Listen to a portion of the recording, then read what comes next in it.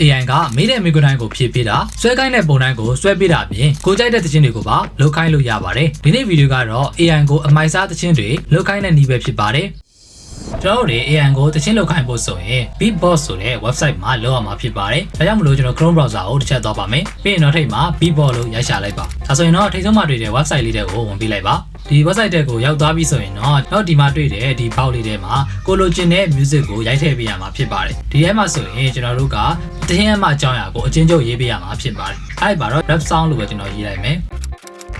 ဘယ်လိုမျိုး rap music လဲဆိုတာကိုကျွန်တော်ကဖော်ပြဖို့လိုပါတယ်ဥပမာကျွန်တော်ကပိုက်ဆံရဲ့အရေးကြီးပုံကိုဒါဖော်ပြထားတယ်တခြင်းတစ်ပုဒ်ကိုကျွန်တော်ကလိုချင်တယ်လို့ပြောလိုက်ပါမယ်ဒါဆိုရင်တော့ the importance of money ဆိုပြီးကျွန်တော်ရေးလိုက်မယ်ပြီးရင်တော့ကျွန်တော်က high beat တွေကျွန်တော်ပါစေချင်တာဖြစ်တဲ့အတွက်ကျွန်တော် high beat လို့ပါတခါလေးထည့်လိုက်ပါမယ်ဒါပြီးရင်တော့ကျွန်တော်တို့အောက်မှာရှိတဲ့ generate ဆိုတာကိုနှိပ်ချလိုက်ပါဒါဆိုရင်တော့ခဏလေးအတွင်းမှာပဲကျွန်တော်တို့ဖော်ပြထားတဲ့အားနဲ့ကိုက်ညီတဲ့သချင်းတစ်ပုဒ်ကိုသူကဖန်တီးပေးသွားမှာဖြစ်ပါတယ် Money is the answer the key to success Money may not buy you love but it buys you respect တကယ်လို့မိတ်ဆွေတို့ကဒီမှာပါလာတဲ့စာသားတွေကိုပြောင်းကျင်နေဆိုရင်တော့ဒီအောက်ဒီမှာရှိတဲ့ edit ဆိုတာလေးကိုနှိပ်လိုက်ပါ edit ဆိုတာလေးနှိပ်ပြီးတော့ကိုလိုချင်တဲ့စာသားတွေကိုကိုထည့်ချင်တဲ့စာသားတွေကိုထည့်လို့ရပါတယ်ပြီးရင်တော့ကျွန်တော်အောက်က save လေးချက်နှိပ်လိုက်ပါတကယ်လို့ဒါမိတ်ဆွေတို့ကတော့ကြိုက်တယ်ဆိုရင်ဒါကျွန်တော်ဒီအောက်ကမိုးဆိုတာလေးကိုနှိပ်လိုက်နှိပ်ပြီးတော့ကျွန်တော်ဒီမှာ download video ဆိုတာရှိပါတယ် download video ဆိုတာကိုချက်နှိပ်လိုက်ပါဒါဆိုရင်တော့ကျွန်တော်ဒီ music video တစ်ပုဒ်လုံးကို download လုပ်တော့မှာဖြစ်ပါတယ်တကယ်လို့မိတ်ဆွေတို့ကနောက်တစ်ခုအနေနဲ့ထပ်ပြီးတော့လုပ်ချင်တယ်ဆိုရင်ဒီအောက်က start again ဆိုတာလေးကိုနှိပ်လိုက်ပါဒီနည်းကတော့ AI ကိုသချင်းလုတ်ခိုင်းတဲ့နည်းထဲမှာအလွယ်ဆုံးနည်းပဲဖြစ်ပါတယ်နောက်ထပ်နည်းတစ်နည်းလည်းရှိပါသေးတယ်နောက်ထပ် website တစ်ခုကတော့ကျွန်တော်တို့ mute pass ဆိုပြီးတော့ရိုက်ချလိုက်ပါအောက်ကလေးဆွဲချပြီးတော့ဒီမှာ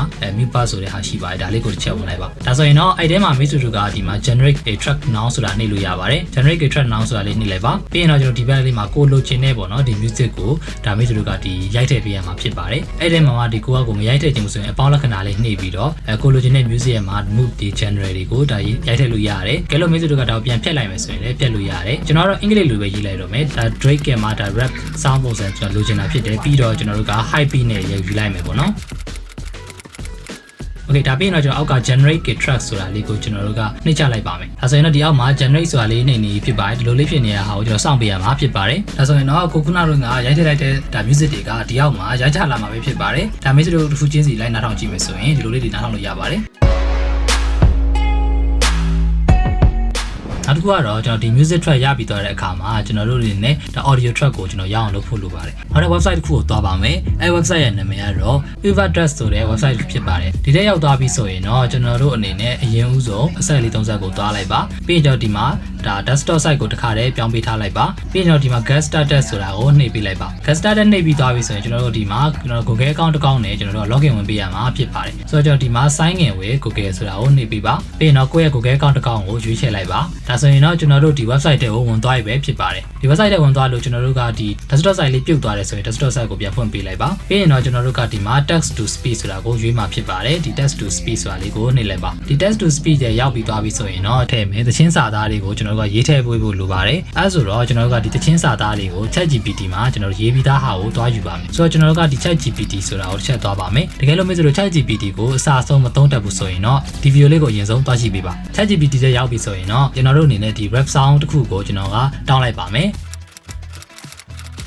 ChatGPT ကရေးပေးလိုက်တဲ့ဒီသချင်းကိုပဲကျွန်တော်က copy ကူးလိုက်မှာပဲဖြစ်ပါတယ်ပြီးရင်ကျွန်တော်ခုနက website တွေကိုတစ်ချက်ပြန်သွားပါမယ်ဒီပေါက်လေးထဲမှာ page ချလိုက်ပါမယ်လက်လေးနဲ့ကြားလေးပြီးပြီး page ချလိုက်ပါဒီမှာဆိုရင်ဒီဘက်ကအကွက်လေးတွေကိုတစ်ချက်သွားလိုက်ပါ Drake ဆိုပြီးကျွန်တော်ရေးလိုက်ပါမယ်ပြီးရင်တော့ဒီမှာ Drake ဆိုတဲ့ဟာလေးကိုကျွန်တော်နှိပ်လိုက်ပါမယ်ဒီစာသားတွေကိုဆိုတော့ Drake ရဲ့မှာတန်စင်အတိုင်းဆိုသွားတော့မှာပဲဖြစ်ပါတယ်ပြီးရင်တော့ synthesize ဆိုတာလေးကိုနှိပ်ချလိုက်ပါဒါဆိုရင်တော့တော်တော်လေးမိုက်တဲ့သချင်းတွေကိုရမှာပဲဖြစ်ပါတယ် Happy vibes we gonna ride spreading joy and love side by side Eminem the rap I never gonna stop This rhyme so raw they hit you like a shot ဒီနေ့ဗီဒီယိုလေးကိုကြိုက်တယ်ဆိုရင်တော့ like ပေးခဲ့ပါ comment မှာလည်း okay လို့ရေးခဲ့ပါကျွန်တော်တို့ idea knowledge share မှာလေ့လာနိုင်တဲ့ online သင်တန်းတွေကိုဒီ video description မှာရေးပေးထားပါတယ် IDK online class ဆိုတဲ့ Facebook page မှာလာရောက်အနံ့နိုင်ပါတယ်နောက်တဲ့ဗီဒီယိုမှာပြန်တွေ့ပါမယ် bye bye